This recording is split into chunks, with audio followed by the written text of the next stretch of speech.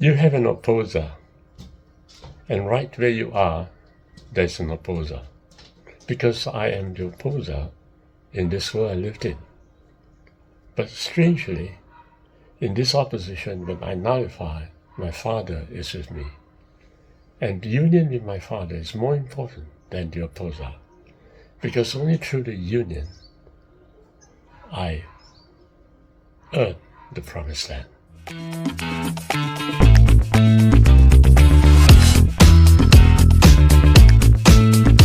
Okay, what's my dream tonight?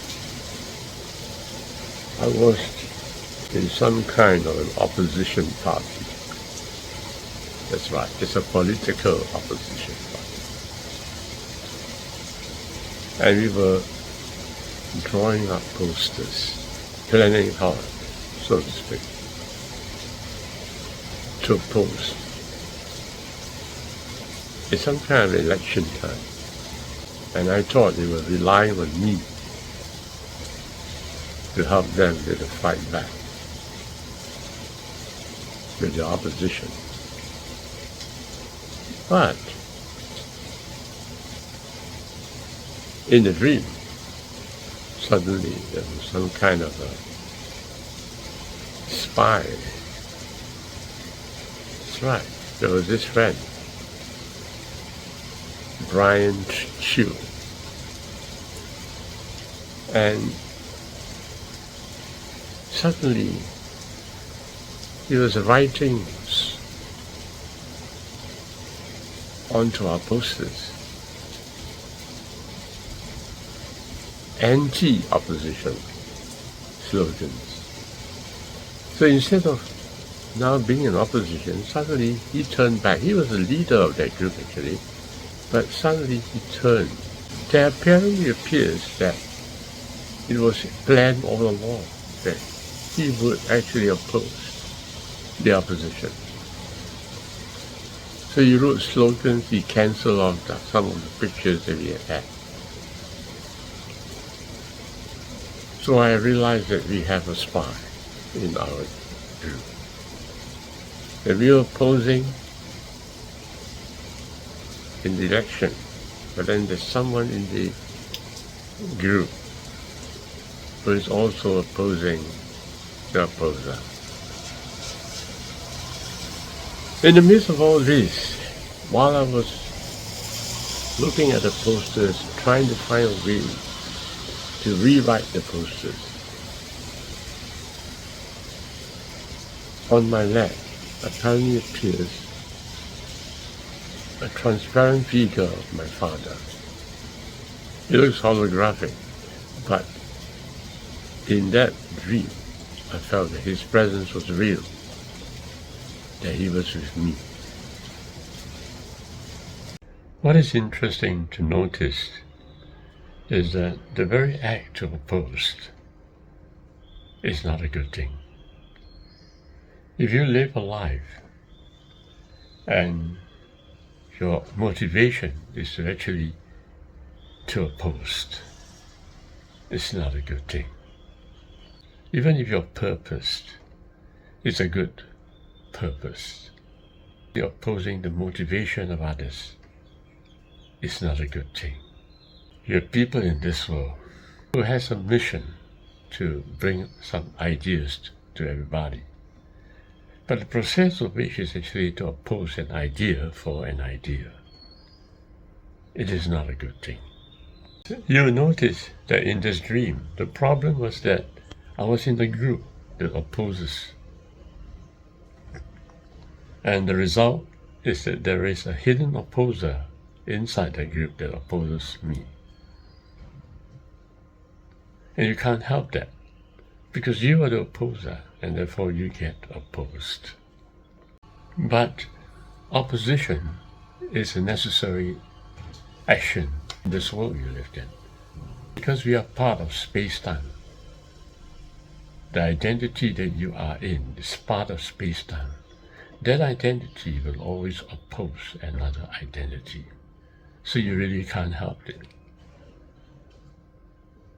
The important solution to this problem is to be prepared to make sacrifices. You have always been prepared to debase yourself. And that's what happened in this dream.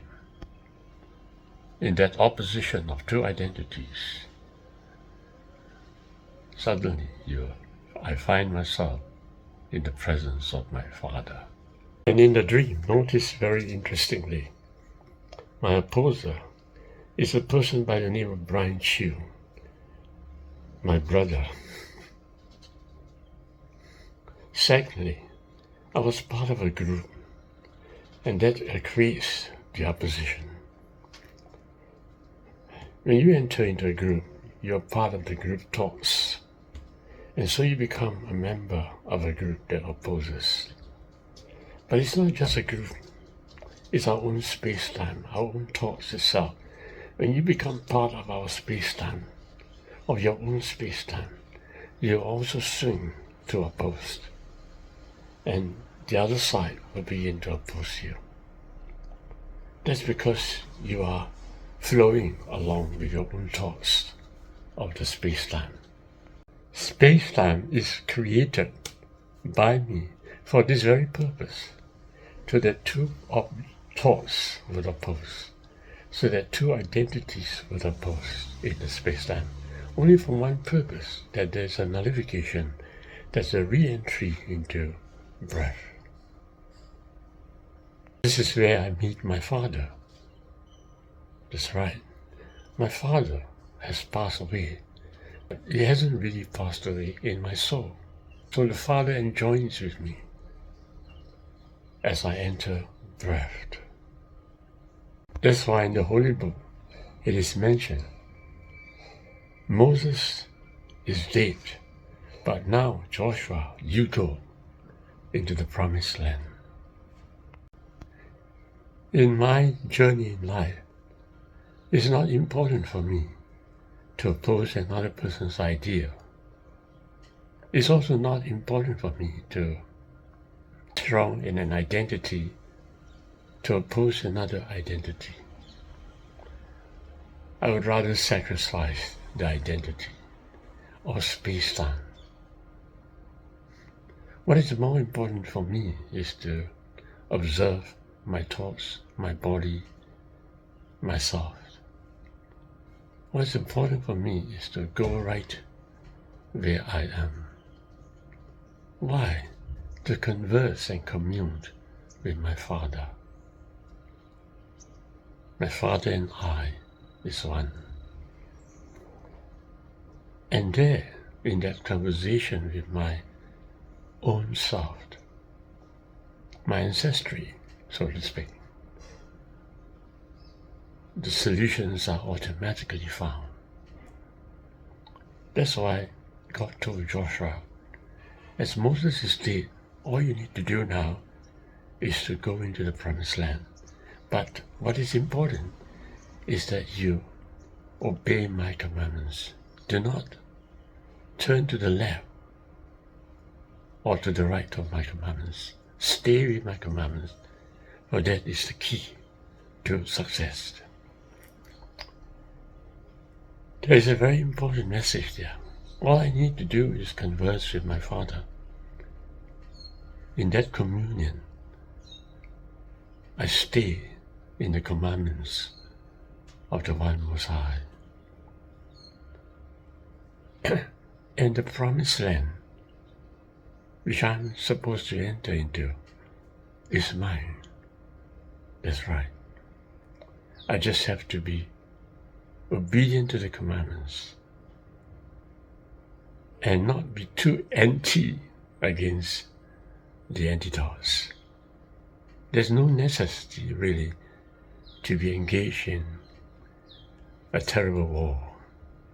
All I need to do is to reunite with myself, to obey myself. That's right. This is the secret of success, the secret of breath, the secret of me. That's why every morning I make a point to understand the dream of the night. Why? Because the dream of the night is a space-time of the night. It is my presence on the other side. So I unite with my presence of the other side as I interpret the dream of the night. It's more important to communicate with myself, to communicate with my Father,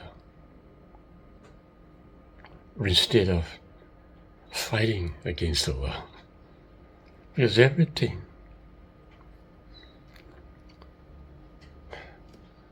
that the world seeks to go against me is all here, and right where I am.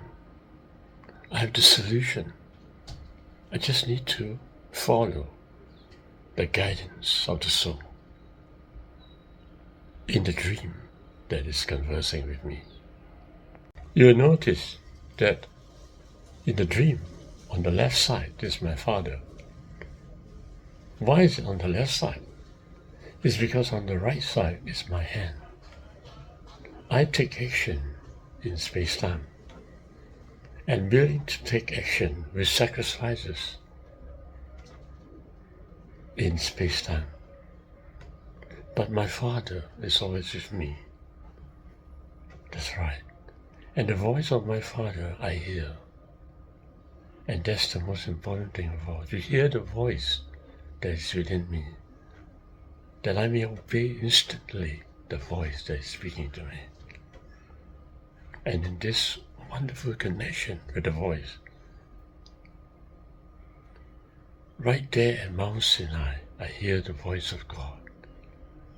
And like Moses, I enter into the darkness where God is.